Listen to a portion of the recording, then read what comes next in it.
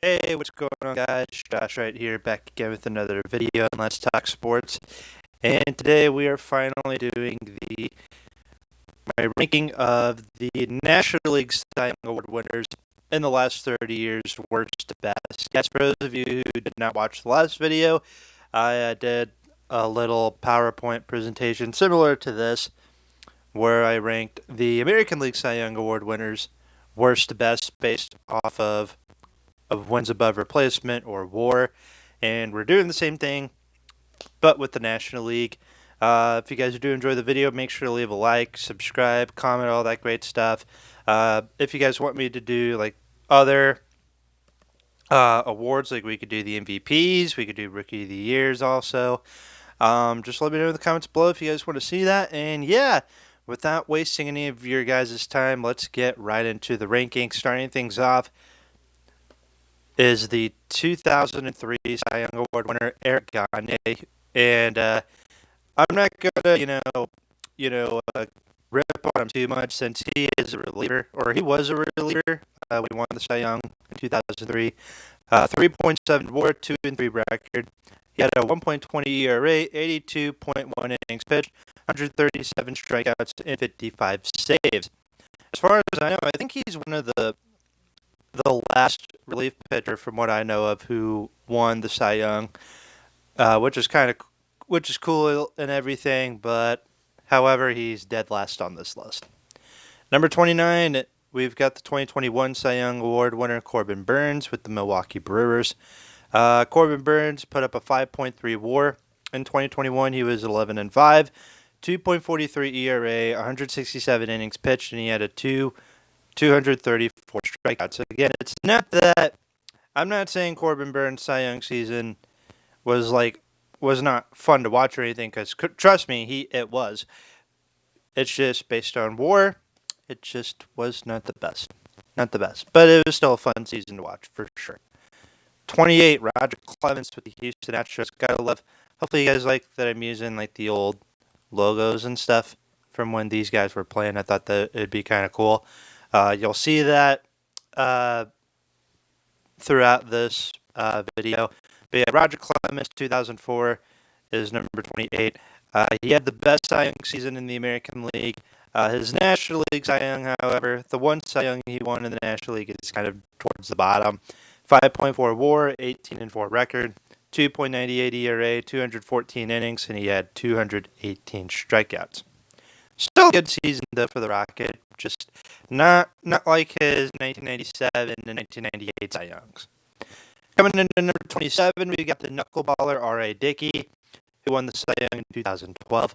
5.7 WAR, 20-6 record, 2.73 ERA, 233 innings pitched, and he had 230 strikeouts recorded. Kind of like Corbin Burnes, still a very fun Cy Young season to watch.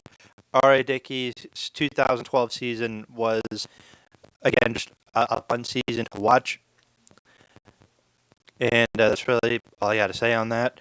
Number 26, we've got Chris Carpenter, who won the Cy Young in 2005 with the St. Louis Cardinals. 5.8 WAR, 21-5 record, 2.83 ERA, 241.2 innings pitched, and he had 213 strikeouts. Chris Carpenter, of course, one of my all-time favorite pitchers. Just unfortunate that his Cy Young season's kind of towards the bottom half of the list in the last 30 years. Number 25, we got our first Atlanta Brave on here. That is Tom Glavine, who won the Cy Young in 1998. This was, I believe, Tom Glavine's second Cy Young. I know he won the Cy Young in 1991.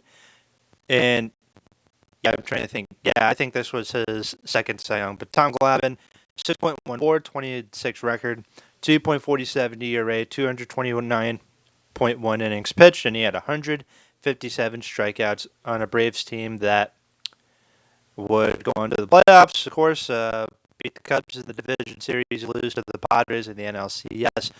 The Braves in the 90s, I mean, they were insane. They were one of the best teams in baseball at that time. And yeah, Tom Glavine was a big part of that. And spoiler, Tom Glavine's not the first. Is not going to be the last Atlanta Brave you're going to see on here. As a matter of fact, I believe coming in at number 24, we have another Atlanta Brave, and it's the most recent Cy Young Award winner, with that being Chris Sale in 2024. Had a 6.2 WAR, 18-3 record, 2.38 ERA, 177.2 innings pitched, and had 225 strikeouts. A lot of people say last year's Cy Young should have went to Zach Wheeler instead of Chris Sale, and I don't know. I'm kind of on the fence about that. Whether or not Zach Wheeler was robbed of the Cy Young instead of that he should have won the Cy Young instead of Chris Sale. But Chris Sale's season last year was just a lot of fun. Getting traded to Atlanta from Boston, he was. A lot of people thought, Chris Sale was kind of at the end of his career.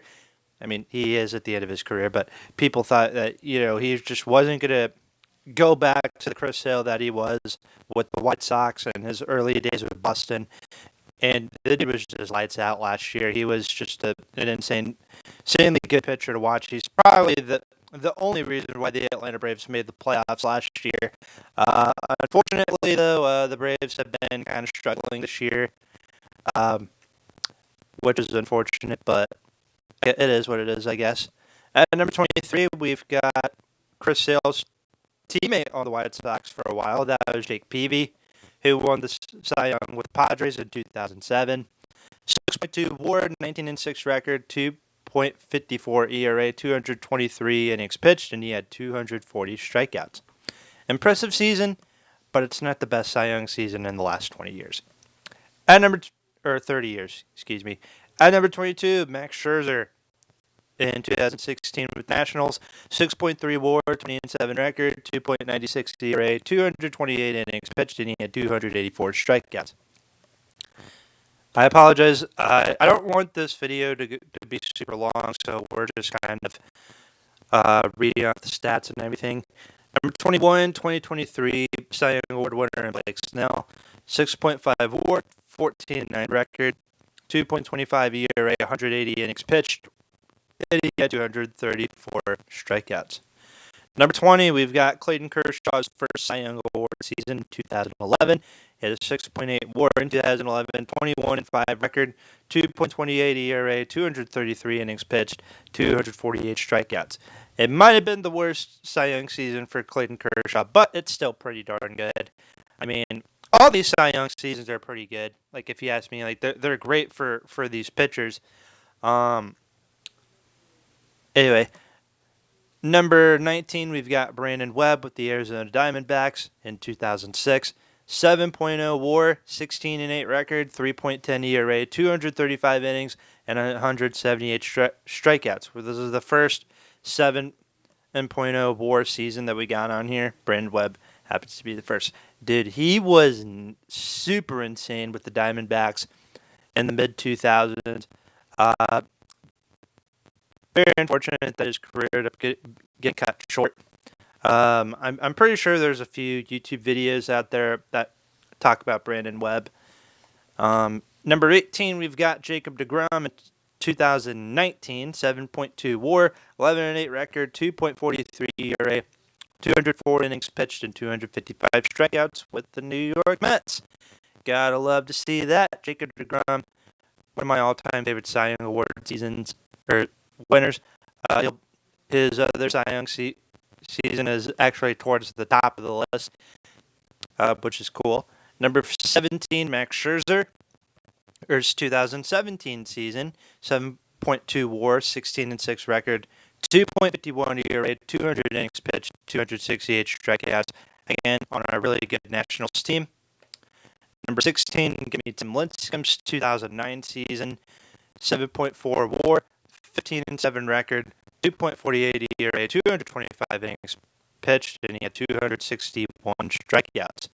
Tim Lincecum and those Giants teams in the late 2000s, early 2010s, they were a lot of fun to watch. Outside of the 2012 and 2014 NLCSs, of course, me being a Cardinals fan and everything, I have a love-hate relationship with the San Francisco Giants. And then for football, I have a love-hate relationship with the New York Giants because they beat the Patriots twice in the Super Bowl. Isn't that cute? Number 15, John Smoltz, 1996. 7.4 WAR, 24-8 record, 2.94 ERA, 253.2 innings pitched, and he had 276 strikeouts.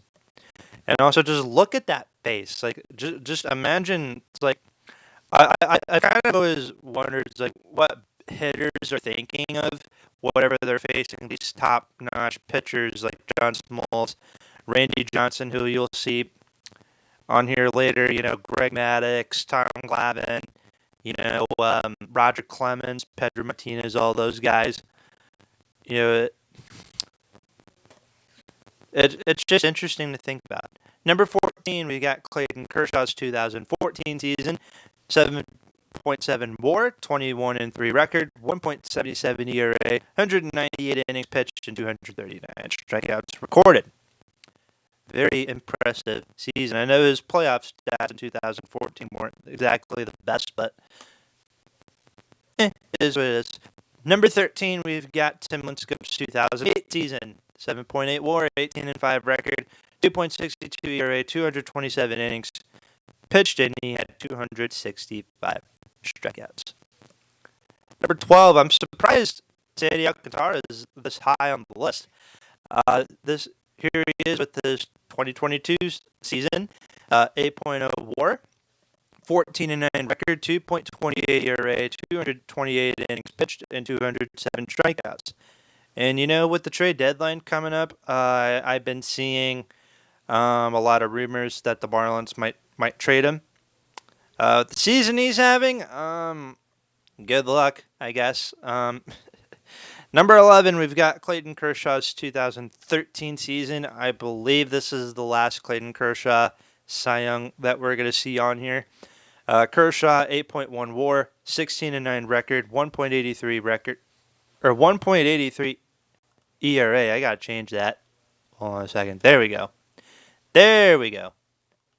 I would say if he had a 1.83 record, that would be impossible. 236 innings, 232 strikeouts. We're getting into the top 10 now. Coming in at number 10, we've got Randy Johnson, who won Cy Young in 2000. 8.1 WAR, which is tied for Clayton Kershaw. 19-7 record, 2.64 ERA, 248.2 innings pitched, and 347 strikeouts. Impressive. Number 9, again, I'm surprised Jake Arrieta is this high. But here he is with his Cy Young season in 2015. Jake Arrieta, Clayton Kershaw, and Zach Greinke, those were the big three National League pitchers in 2015. Arrieta had an 8.3 WAR, 22-6 record, 1.77 ERA, 229 innings, and 236 strikeouts recorded on a Cubs team that would make the playoffs for the first time since 2008, taking down the Pirates and Cardinals in the wild card game and division series before getting swept by the Mets. But hey, don't worry, because Cubs fans would come back. The Cubs would be back the next year, and they won the freaking World Series, which was insane. Number 8, we got Mr. Roy Halladay, who won the Cy Young in 2010 with the Philadelphia Phillies. He had an 8.5 WAR, 21-10 record, 2.44 ERA, 250.2 innings pitched, and 219 strikeouts. Number 7, we've got Greg Maddux's 1994 season. I believe 1994 was his first season with the Braves. Correct me if I'm wrong. 8.5 WAR, 16-6 record, 1.56. Again, that's the second time now. I said record instead of ERA. There we go. 202 innings, 156 strikeouts. Did do that for Arrieta too. And there you go. Okay, Roy Halladay's good. Okay, good. Okay. Number 6, Pedro Martinez, 1997. Gotta love that I found this Expos PNG logo, which was really cool. 9.0 WAR for Pedro Martinez, 17-8 record, 1.90 ERA, 241.2 or 0.1 innings pitched, and he had 305 strikeouts. He was nasty. I'm pretty sure all the National League hitters were excited that when he switched over to the American League. the following year. Number 5, we've got Randy Johnson's 1999 Cy Young Award season. Ironically, Pedro Martinez won the Cy Young, the American League Cy Young in 1999. But here's the National League Cy Young Award winner, Randy Johnson, 9.1 WAR, 17-9 record, 2.48 ERA, 271.2 innings pitched, and he had 364 strikeouts. Number 4, Jacob deGrom's 2018 season. I know a lot of people say that Jacob deGrom's 2018 season is kind of an overrated season, and I honestly don't know why people say that, but he had a 9.4 WAR, 1.7 ERA. I mean, that's pretty good. 17 innings pitched. I'm pretty sure he led the league in innings pitched that year. And then strikeouts, 269 strikeouts. I mean that is impressive. But some people, a lot of old school baseball fans, say that this is an overrated season, specifically because of his record, 10-9 record, and then it's the same thing with his 2019 season, and also a lot of people kind of forget that when deGrom was pitching, the Mets at that time, their offense was not very good at the time. Like, this was when they had guys like Todd Frazier, Jay Bruce, Wilson Ramos. This is when they had guys like, what did they have that year? Yoenis Cespedes, Adrian Gonzalez. Not exactly the most exciting offense at that time. And so yeah, a majority of deGrom starts. The Mets offense, they forgot how to hit whenever Jacob deGrom would pitch. And there were a few games, I'm pretty sure, in 2019 where deGrom was like, you know what, you guys aren't scoring runs for me. I'm gonna have to do it myself, damn it. And yeah, that's what he did. He would score his own runs. I'm pretty sure he hit a home run in one of his starts. So yeah, gotta love Jacob deGrom, man. Number 3, Greg Maddux, 1995 season with the Atlanta Braves, 9.7 WAR, 19-2 record, 1.63 ERA, 209.2 innings pitched, and he had 181 strikeouts. And number 1 and number 2, they're kind of tied for number 1. Might as well put them together, but we got Randy Johnson's 2001 season, and then his best season was 2002. Might as well put them together since it's Randy Johnson. But we'll go over his 2001 season's first 10.1 WAR, 21-6 ERA, 2.49 ERA, 249.2 innings. 21-6 ERA. What? No. Record. Okay, there we go. Record. And then 372 strikeouts. And then his 2002 season, 10.7 WAR, 24-5 record, 2.32 ERA, 260 innings pitched, and 364 strikeouts. Yeah, might as well have them both be number 1 since it's Randy Johnson. But yeah, that's all I got for you guys here today. That is my ranking of the Cy Young Award winners in the last 30 years. For those of you wondering what I ranked them based on, I pretty much ranked them based on WAR, wins above replacement. Kind of the same thing that I did for the American League. But yeah, let me know in the comments below if you guys did enjoy this video. Make sure to leave a like, subscribe, comment, all that great stuff. And with that said, I will see you guys next time.